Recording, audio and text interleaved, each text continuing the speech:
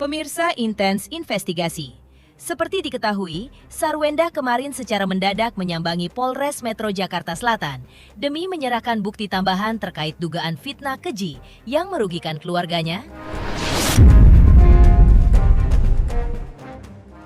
Lantas seperti apa langkah Sarwenda dipandang oleh Minola Sebayang selaku kuasa hukum Ruben Onsu adalah langkah yang sah-sah saja, namun kekuatannya mutlak di tangan penyidik?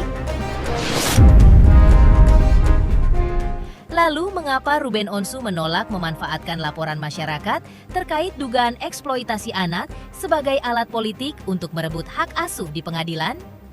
Rahasia apa yang membuat Ruben justru melihat nyanyian netizen sebagai bentuk dukungan moral di saat hak personalnya untuk bertemu anak 2 hingga 3 kali seminggu diduga terus diamputasi? Ketegangan dipastikan akan memuncak pada tanggal 11 Juli 2026 mendatang. Lalu persiapan seperti apa yang sudah dikantongi kubu Ruben untuk menghadapi duel tatap muka dengan kubu Sarwenda dalam mediasi nanti? Namun di tengah memanasnya persiapan mediasi, mengapa secara tiba-tiba Betran Peto meluncurkan permohonan maaf yang teramat mengejutkan publik? Benarkah Onyo nekat menulis status pembelaan kemarin tanpa sepengetahuan sang ayah demi melindungi dirinya sendiri yang tertekan? Pemirsa, bersama Intens Investigasi, kami hadirkan kabar terkini, terpercaya, dan teraktual. Tetapi sebelumnya, jangan lupa untuk like, subscribe, dan juga share channel YouTube ini.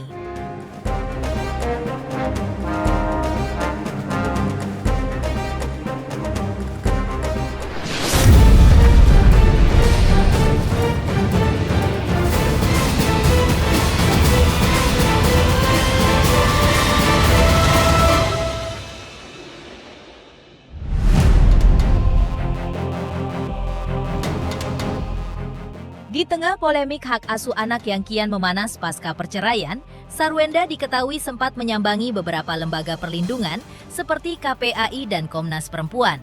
Tak berhenti di situ, mantan personel Ceribel tersebut kemarin juga tampak mendatangi Polres Metro Jakarta Selatan bersama tim kuasa hukumnya untuk menyerahkan bukti tambahan terkait laporan dugaan pencemaran nama baik oleh sejumlah akun media sosial. Melihat langkah agresif sang mantan istri, pihak Ruben Onsu melalui kuasa hukum seniornya, Minola Sebayang, akhirnya memberikan tanggapan. Menurut Minola, tindakan yang diambil Sarwenda adalah hal yang sah-sah saja. Tidak ada masalah dengan hal tersebut. Semua warga negara mempunyai hak yang sama untuk melakukan upaya hukum. Namun, untuk substansi atau kekuatan hukum dari laporan itu, sepenuhnya serahkan kepada penilaian pihak penyidik nantinya. Artinya kan seperti yang saya katakan bahwa hak semua warga negara itu untuk melakukan upaya hukum, ya. Kalau mereka melihat bahwa ada aspek-aspek hukum yang mungkin dilanggar oleh pihak-pihak tertentu. Jadi kalau misalnya kemudian S menganggap ada pihak-pihak tertentu dan pihak-pihak tertentu itu adalah akun-akun yang menurut dia itu sudah melanggar aturan hukum yang berkaitan dengan masalah pemberitaan atau postingan yang di situ ada anaknya, saya kira itu adalah suatu hal yang sah-sah saja dari segi dia ingin membuat laporan. Nah, tapi kalau mengenai masalah substansinya, saya kira itu akan kembali kepada pihak penyidik. Tapi kalau misalnya kemudian ada pihak-pihak yang merasa itu adalah suatu perbuatan melawan hukum yang layak untuk dilaporkan kepada pihak kepolisian, kami menghormatinya karena itu adalah pilihan. Tinggal nanti tergantung bagaimana proses pembuktiannya di kepolisian. Kami kira seperti itu. Kontras dengan langkah Sarwenda yang memilih memecah hijaukan netizen, Ruben Onsu sendiri sebenarnya sempat mendapat laporan dari sekelompok masyarakat terkait dugaan eksploitasi anak. Kendati demikian, hingga saat ini, Ruben sama sekali belum menunjukkan iktikat atau keinginan untuk melaporkan adanya tindakan dugaan eksploitasi anak ke pihak berwajib. Minola menjelaskan bahwa kliennya memiliki cara pandang yang berbeda dalam menyikapi suara publik. Bagi Ruben, apa yang disampaikan oleh masyarakat di dunia maya tidak selalu bermakna negatif atau berniat menyerang. Sebaliknya, Ruben menilai sebagai bentuk penyampaian informasi dan wujud support dari netizen yang merasa melihat adanya suatu ketidakadilan. Kenapa kami tidak melakukan hal itu atau Ruben tidak menyampaikan hal itu kepada kami dalam upaya hukum? Karena kami melihat bahwa apa yang disampaikan oleh konten-konten oleh netizen itu menurut kami adalah penyampaian informasi. Ya, penyampaian informasi berkaitan dengan masalah dugaan adanya eksploitasi anak. Ya. Dan hal itulah yang memicu mungkin kemarahan-kemarahan dari banyak masyarakat akibat adanya dugaan eksploitasi anak dan kemudian adanya dugaan statement-statement yang merendahkan ayahnya anak-anak. Ya, jadi kami melihatnya bahwa itu adalah support dari netizen ketika dia melihat sesuatu yang menurut dia ada ketidakadilan. Nah, tapi kalau menurut kami sih ya itu belumlah dapat dikatakan sebagai suatu kejahatan menurut pendapat kami, ya, karena niatnya itu kan jelas bukan niat untuk menjatuhkan nama baik seseorang, bukan niatnya itu untuk menyerang kehormatan seseorang, niatnya bukan ada hal-hal yang lain, niatnya hanya ingin mereminding bahwa ada jejak digital yang seperti ini. Lebih lanjut, Minola Sebayang menegaskan bahwa riak-riak laporan netizen perihal dugaan eksploitasi anak tersebut sama sekali tidak dijadikan alat politik atau poin tambahan bagi Ruben untuk memperkuat posisinya dalam merebut hak asuh anak. Ruben lebih memilih fokus bergerak mencari fakta-fakta real di lapangan, yang secara kebetulan juga Ruben tidak mendapatkan haknya secara personal untuk bisa menghabiskan waktu bersama anak-anaknya, di mana jadwal pertemuan ideal yang seharusnya berlangsung 2 hingga 3 kali seminggu. Kami sampaikan berkali-kali itu kan bahwa upaya Ruben untuk melakukan upaya hukum untuk mengambil hak asuh anak itu kan dari kemarin itu kan bukan dilandaskan karena semakin ramainya berita ini, bukan juga karena adanya informasi-informasi yang diberikan oleh masyarakat atau netizen, tapi sebenarnya kan ini sesuatu hal yang memang Ruben sendiri menyaksikan langsung tayangan-tayangan itu, live itu, dan Ruben sendiri sudah memberikan pesan kepada S agar itu tidak dilakukan. Apa yang tidak dilakukan itu? Agar jangan melibatkan anak-anak dalam live tersebut. Ini kan sebenarnya kan sudah, dan itu yang membuat Ruben juga semakin mantap sih sebenarnya untuk melakukan upaya agar hak asuh itu dapat diambil oleh dia, karena dia merasa anak-anak tidak berada dalam lingkungan yang aman, dan kemudian dia juga tidak mendapatkan haknya untuk berkumpul 2-3 hari dalam 1 minggu. Jadi artinya apapun yang terjadi hari ini, bukan itulah yang menjadi landasan pemikiran tindakan Ruben untuk mengambil hak asuh. Di sisi lain, babak baru mediasi antara kedua belah pihak dijadwalkan akan segera terlaksana pada 11 Juli 2026 mendatang. Pihak Ruben Onsu menyatakan telah melakukan persiapan matang secara formil maupun material untuk menghadapi pertemuan tatap muka tersebut. Meski begitu, terkait poin-poin materi yang akan dibahas nanti, pihak Ruben mengaku sudah mengantongi dan memahami dengan sangat jelas arah serta keinginan dari pihak Sarwenda. Menurut pandangan hukum Minola, bahasan dalam pertemuan mendatang diprediksi tidak akan melebar jauh, melainkan hanya mengulang kembali kesepakatan-kesepakatan dasar yang sebelumnya sudah tertuang di dalam Akta 39.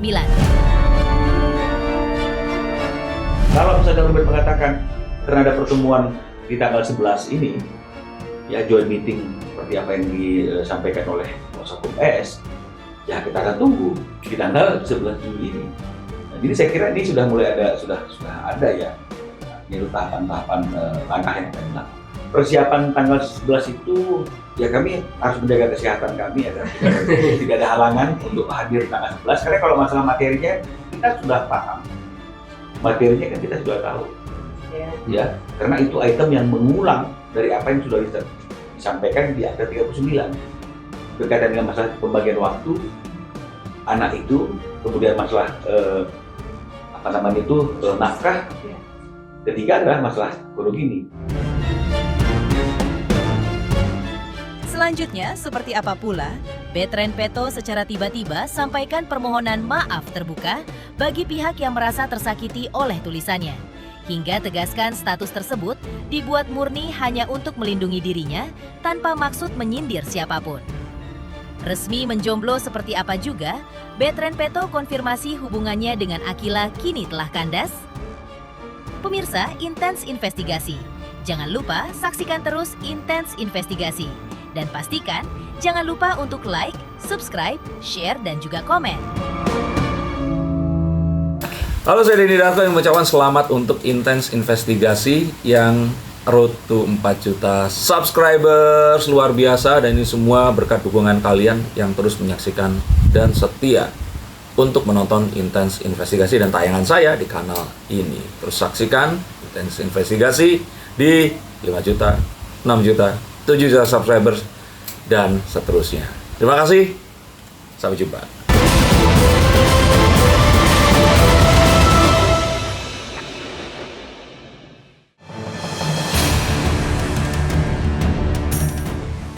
Selain kedatangan Sarwenda di Polres Metro Jakarta Selatan yang menjadi sorotan tajam, kemarin secara mengejutkan, putra Ruben Onsu, Betran Peto, tiba-tiba menyampaikan permohonan maaf secara terbuka di hadapan awak media. Hal ini ia lakukan setelah publik dihebohkan oleh unggahan story-nya di media sosialnya yang diduga kuat menyindir Sarwenda. Saat dicecar pertanyaan oleh wartawan, remaja yang akrab disapa Onyo ini mengaku tidak ada niat buruk di balik tulisan tersebut. Langkah itu ia ambil secara spontan hanya karena ingin melindungi dirinya dari opini liar yang berkembang. Menariknya, Betran mengakui bahwa dirinya sama sekali tidak berdiskusi atau memberitahu sang ayah Ruben Onsu saat mengunggah story tersebut.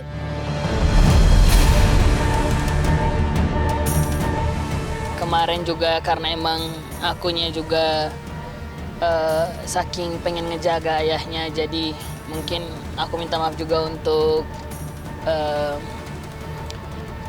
yang merasa bahwa aku menyakiti hatinya. Untuk semuanya juga, untuk yang kemarin itu aku juga ngerasa bahwa ya karena emang aku yang kenal karakter adik-adikku kan. Nah, mungkin yang terkait kan penasaran kan, maksudnya Onya yang bilang ditampar segala macam. Iya, itu mungkin gimana ya? Untuk urusan itu boleh, itu next aja. Itu yang lain ya, yang lainnya. Mungkin respon aja mungkin cuma yang mengetahui kamu bikin status itu seperti apa sih? Kenapa? Respon ayah terkait itu. Ya dia kaget aja. Enggak, aku enggak udah berusaha untuk aku juga pengen semuanya. Udahlah. Tapi kan kemarin kan emosi aja ya. Mungkin udah ada permintaan maaf Onyo langsung ke Bunda sama yang bersangkutan mungkin. Aku kan enggak nyenggol Bunda. Gitu. Di postingan kan aku enggak ada nyenggol Bunda. Tante dan ya. Oh. Enggak, aku enggak minta maaf.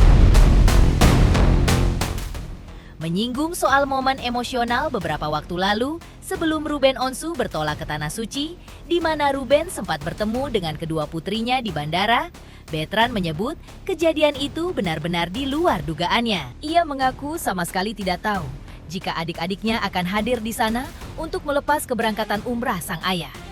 Melihat momen manis sekaligus mengharukan itu, Betran menyuarakan harapan besarnya agar hubungan keluarga mereka tetap berjalan dengan baik.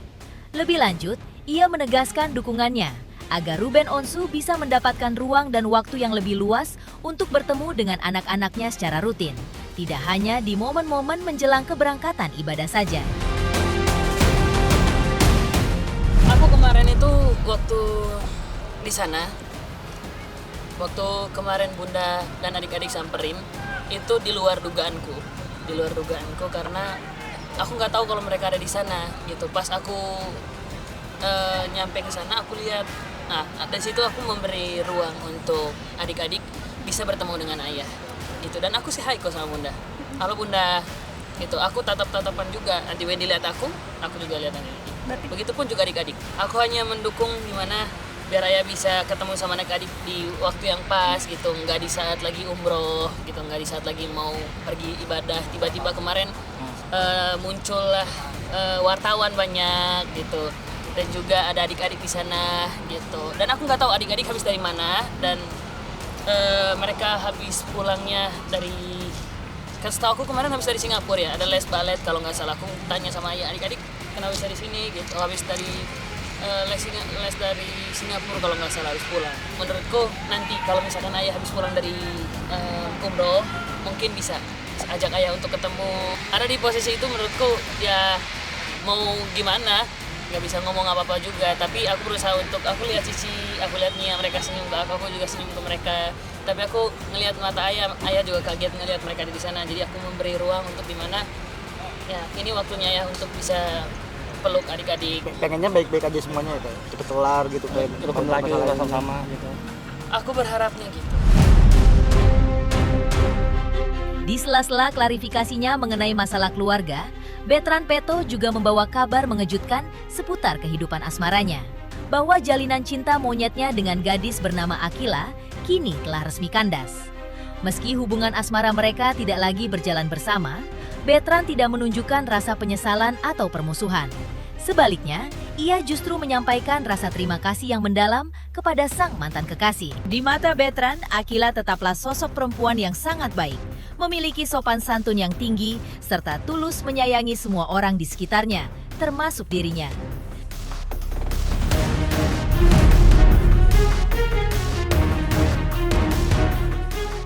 Nah, kita udah nggak bareng lagi, dan aku berterima kasih juga untuk Akila. Terima kasih banyak, dia anak baik, dia anak paling baik, anak paling sopan, dia anak paling nurut, dan juga dia orang paling sayang sama semua orang, apalagi sama aku. Dia orang yang paling penyayang, semuanya ada di dia gitu. Jadi terima kasih banyak sudah jalanin kisah cinta ini dulu sama aku. Terus kalau baik kenapa putusnya? Ya kita mungkin ini saatnya kita untuk sama-sama belajar, untuk dimana masa-masa muda ini tuh nggak harus semuanya dibawa dengan kata-kata yang dimana cemburu gitu. Tapi emang kalau misalkan aku punya salah, aku minta maaf. Tapi aku harap kamu lebih percaya aku gitu. Sekarang udah nggak komunikasi. Tapi aku harap Akilanya bisa percaya ke aku gitu. Maksudnya mungkin karena emang ada beberapa pihak di mana yang komporin Kilanya gitu, yang menganggap bahwa aku melakukan sesuatu yang tidak dia suka gitu. Kalau misalkan aku melakukan itu, mendingan Kilanya langsung ngomong ke aku. Enggak ada kaitannya dengan. Apa kaitan yang waktu itu tuh yang dituduh fitnah itu, yang nyolong parfum, bukan itu? Yang mana? Yang katanya yang nyolong parfum yang fitnah itu. Enggak. Jangan.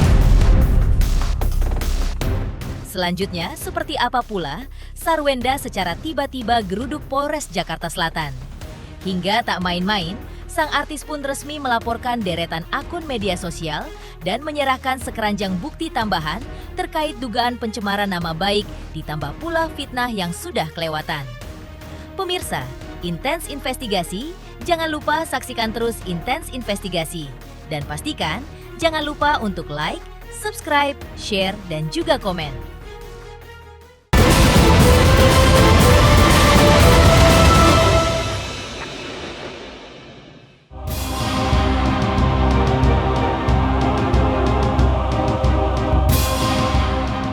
Aksi senyap Sarwenda yang mendatangi Polres Metro Jakarta Selatan secara tiba-tiba langsung menggulirkan teka-teki besar di kalangan publik dan awak media. Ya, didampingi oleh tim kuasa hukumnya, kedatangan Sarwenda kali ini bertujuan khusus untuk mempolisikan sejumlah akun media sosial serta menyerahkan berkas bukti tambahan terkait dugaan pencemaran nama baik. Pihak kuasa hukum menegaskan bahwa keputusan memejah hijaukan akun-akun tersebut diambil melalui pertimbangan matang. Narasi-narasi yang disebarkan di jagat maya dinilai sudah memenuhi unsur fitnah keji dan secara nyata telah menyerang kehormatan serta merugikan nama baik keluarga besar Sarwenda.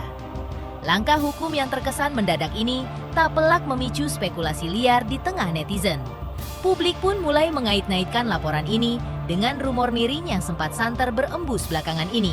Benarkah Sarwenda sengaja memburu dan melaporkan akun-akun media sosial yang sebelumnya ramai membahas sekaligus memviralkan dugaan miring terkait kepergian dirinya ke Gunung Kawi? Nanti akan dilanjutkan semua sama kuasa hukum saya juga. Jadi terima kasih, biar mereka aja yang menjelaskan ya. Ya, laporannya udah ada semuanya. Terima kasih. Ya, jadi kehadiran kita hari ini di sini bukan baru yang pertama kali ya. Jadi kita melaporkan beberapa akun media sosial yang diduga mencemarkan nama baik dari Ibu Sarwenda dan juga ada fitnah di sana. Jadi kita sudah buat laporan polisi, sudah ada. Sarwenda juga sudah diperiksa, diambil keterangannya, dan hari ini datang ke sini agendanya menyerahkan bukti tambahan. Kita menyerahkan screen video, terus ada beberapa akun, itu ya, beberapa akun itu tadi, akun media sosial itu ya. Kaman. Isi yang ada dalam akun-akun itu ya juga mencemarkan nama baik, menyerang kehormatan ya, dan juga ada fitnah-fitnah. Gitu. Itu untuk ke Sarwendanya aja mungkin ke anak-anak juga begitu. Ibu Sarwenda, ke keluarga besarnya, gitu. Dan ini sangat mengganggu kehidupan pribadinya dia, keluarga besarnya, dan juga di lingkungan kerjanya. Itu pasalnya itu 433, 434, dan 441 Undang-Undang Nomor 1 Tahun 2023 tentang KUHP. Ya, ancaman hukumannya kalau 433 itu kan 9 bulan ya, tapi karena ada fitnah makanya masuk ke 434-nya 3 tahun. Terus karena ini melalui sarana teknologi informasi itu bisa ditambah sepertiga.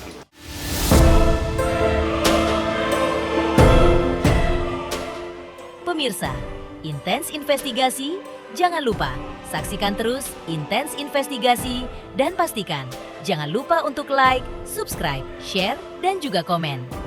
Tim redaksi Intens Investigasi juga mengucapkan banyak terima kasih kepada semua subscribers. Hingga kanal Intens Investigasi kini menuju 4 juta subscribers.